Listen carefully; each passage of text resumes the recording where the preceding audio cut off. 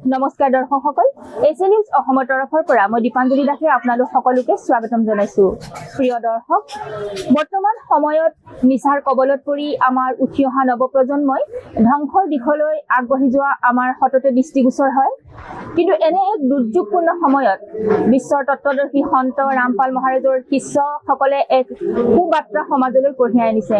আমি জানিব পাৰিছো যে সন্ত ৰামপাল মহাৰাজৰ শিষ্যসকলে নিচা সেৱন কৰাটো দূৰৰে কথা, তেওঁলোকে নিচাক হাতো নলগায়।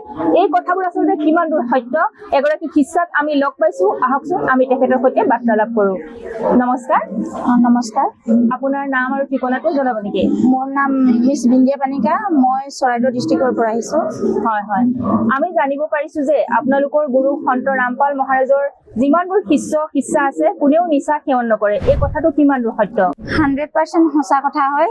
আমাৰ গুৰুজী সন্ত ৰামপালজী মহাৰাজে নিচামুক্ত সমাজ গঢ়ি তুলিছে আৰু আমাৰ যিমান অনুয়ায়ী আছে সন্ত ৰামপালজী মহাৰাজৰ শিষ্য আছে কোনেও নিচাজাতীয় দ্ৰব্য সেৱন নকৰে আৰু নিজেও নাখায়, আনকো নিদিয়ে।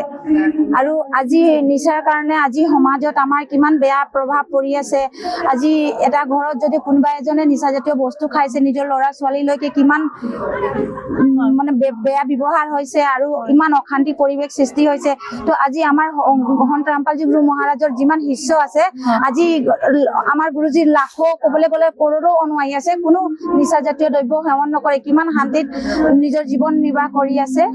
হয় হয়, এই শক্তি তেওঁলোকে ক'ৰ পৰা পাইছে? তেখেতে কিবা দৰৱ পাতি দিয়ে নেকি নিচা এৰিবৰ কাৰণে? নহয়, একো দৰৱ পাতি নিদিয়ে। আমাৰ গুৰুজীৰ যোনটো ভক্তি দেখাই আছে, আমাৰ সকলো ধৰ্ম শাস্ত্ৰ অনুকূল, শাস্ত্ৰ প্ৰমাণ কৰি আমি যোনদিনাৰ পৰা আমি নাম দীক্ষা লৈছো, আমি গুৰুজীৰ জ্ঞান আধাৰত আমি নিজে আমাৰ বেয়া বস্তুখিনি আমি ত্যাগ কৰিবলৈ আমাৰ ভক্তিৰ আমি চেঞ্জ হৈছো।